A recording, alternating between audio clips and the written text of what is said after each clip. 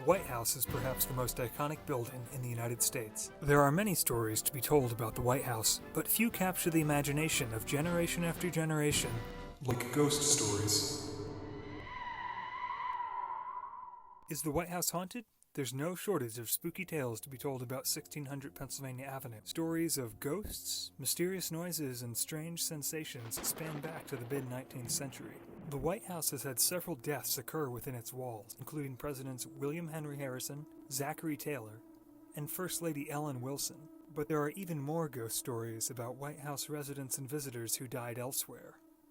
The ghost of President Andrew Jackson has been seen and heard through the 19th and 20th centuries, haunting the White House, perhaps as an echo of his long-held political grudges. Jackson supposedly lets out a deep, guttural laugh from his former bed, now in the Queen's bedroom.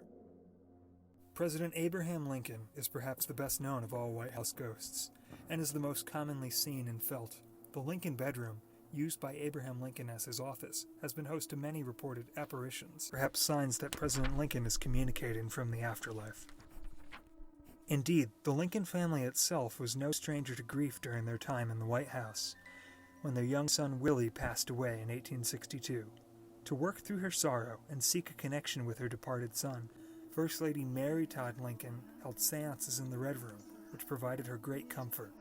The ghosts that haunt the White House aren't just those of presidents and their families. One ghostly visitor still seeks an audience with the president. A ghostly woman named Anna Surratt is said to bang on the doors of the White House, desperately begging for a pardon for her mother, a conspirator in the assassination of President Lincoln. Another lost soul on the White House grounds is that of an unknown British soldier who perished during the burning of the White House during the War of 1812. He's seen roaming the grounds, holding a torch. Guests in the iconic and elegant East Room have reported smelling fresh laundry and lavender, perhaps an echo of when First Lady Abigail Adams hung her wash in the unfinished room in 1800.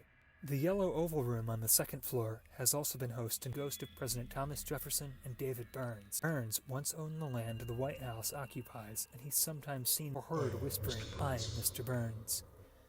First Lady Mary Todd Lincoln reported that she heard the ghost of President Thomas Jefferson playing the violin in the room. Many White House residents reported hearing bizarre noises in the White House in the dark of night, from eerie piano music to strange sounds in the hallways, and White House pets have refused to enter certain rooms or barked frantically at unseen disturbances.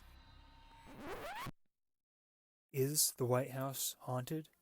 You can learn more and decide for yourself with stories, curated content, and much more White House history on our website, whitehousehistory.org, and via special features on the White House Experience app available on iTunes and Google Play.